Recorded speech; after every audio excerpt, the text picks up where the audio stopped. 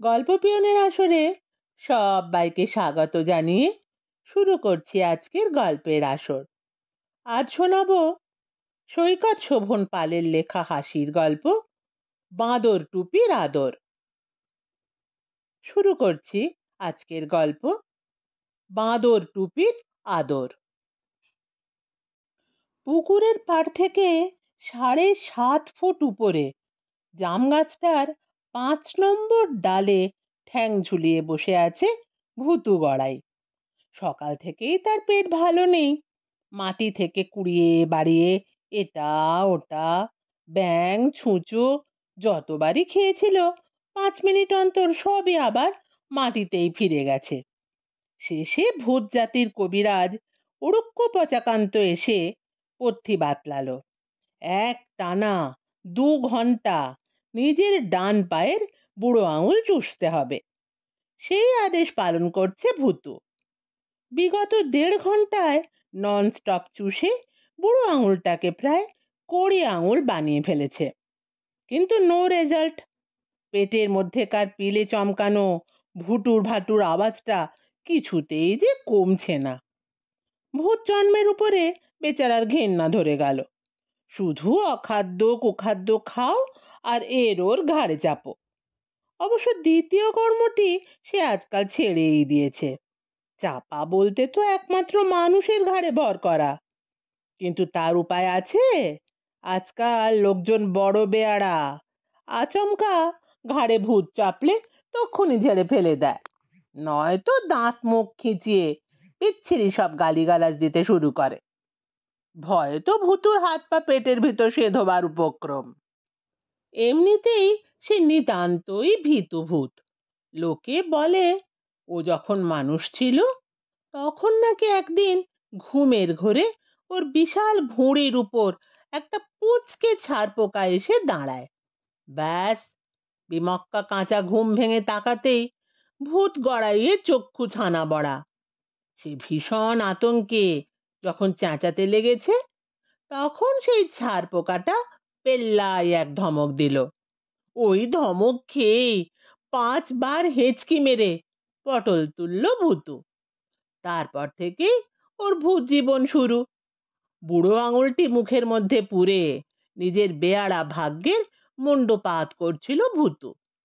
এ তল্লাটে প্রচুর ডাঁসা ডাঁসা মশা হয়েছে, এক একটা সাইজ ল্যাংচার মতো।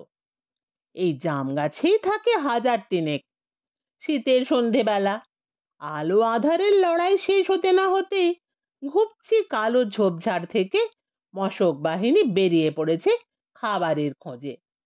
প্রথমেই তারা ভূতুকে দেখতে পেয়ে দারুণ আহ্লাদে ডিগবাজি খেয়ে আক্রমণ করলো। ভূতরা তো গায়ে কিছুই পরে না, এক্কেবারে দিগম্বর, তাই মশাদের আনন্দ আর ধরে না। কিন্তু হায় রে, বিধি বাম, ভূতু গড়াইয়ের চিমসে হাড়ে হুল ফোটাতে গিয়ে 500 মশা পঙ্গু হয়ে পড়ল। হুল ঠ্যাং সব ভেঙে মচকে একাকার। শেষে বাদ বাকি মশারা তাড়াতাড়ি আহতদের ধরাধরি করে নিয়ে গেল স্থানীয় মশক ক্লেশ কমাও সমিতির দাতব্য হাসপাতালে। মশাগুলো পুনপুনিয়ে ভেগে যেতেই ভূতুর পেটের ভুটভুটানি পালিয়ে গেল হুশ করে।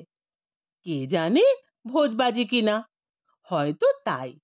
যাই হোক, পেট সুস্থ হতেই ভূতুর মগজে একটা বিটকেল শখ তড়বড়িয়ে উঠল।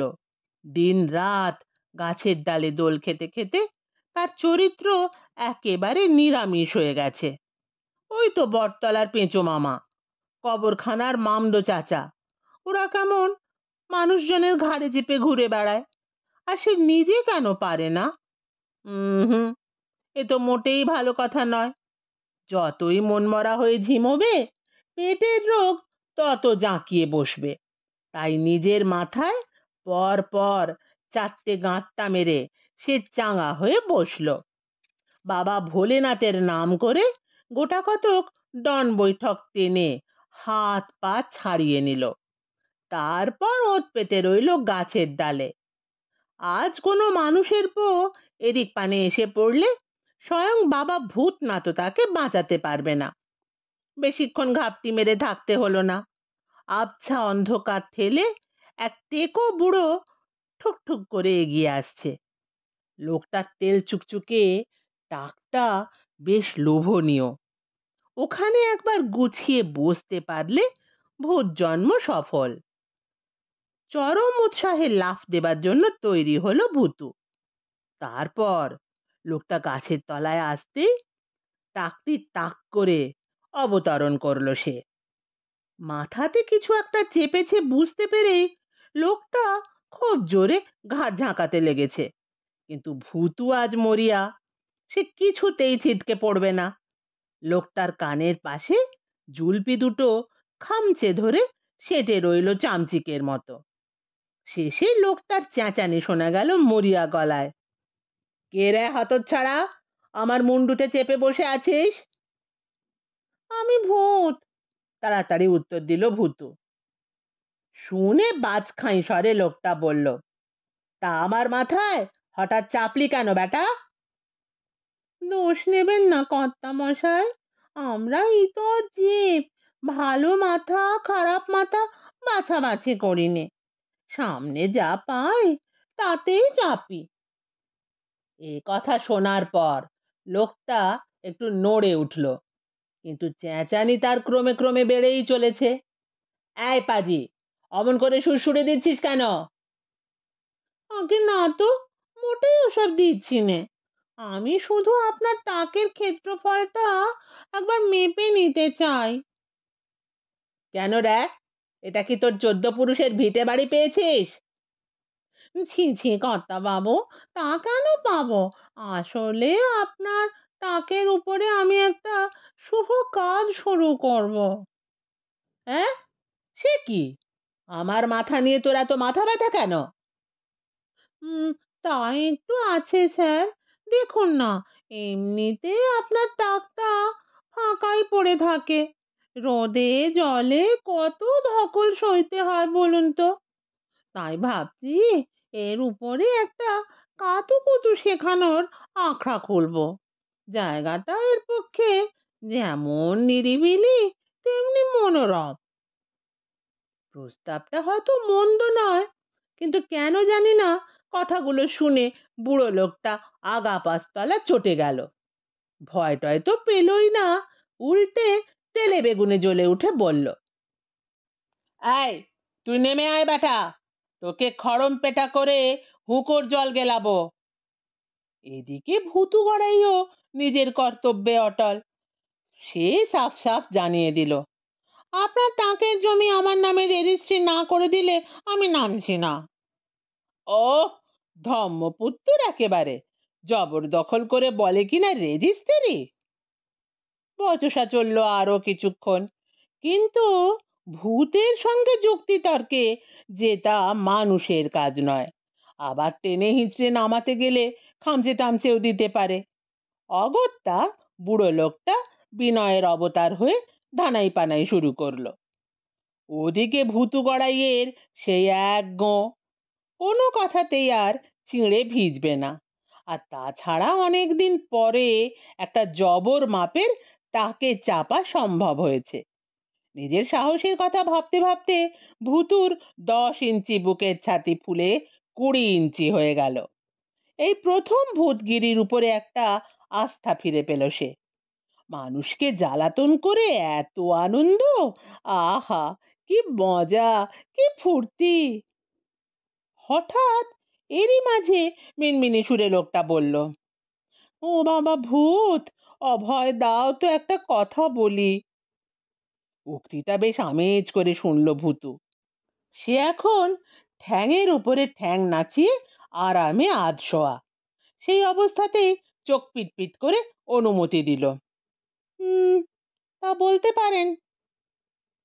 বলছিলাম কি, বড় ঠান্ডা পড়েছে তো, তাই যদি বাঁদর টুপিটা একটু পরে নি, তোমার কোনো আপত্তি নেই তো? তোমাকে অবশ্য নামতে হবে না, নিশ্চিন্ত হয়ে আরাম করো। প্রস্তাবটা মঞ্জুর করলো ভূতু গড়াই।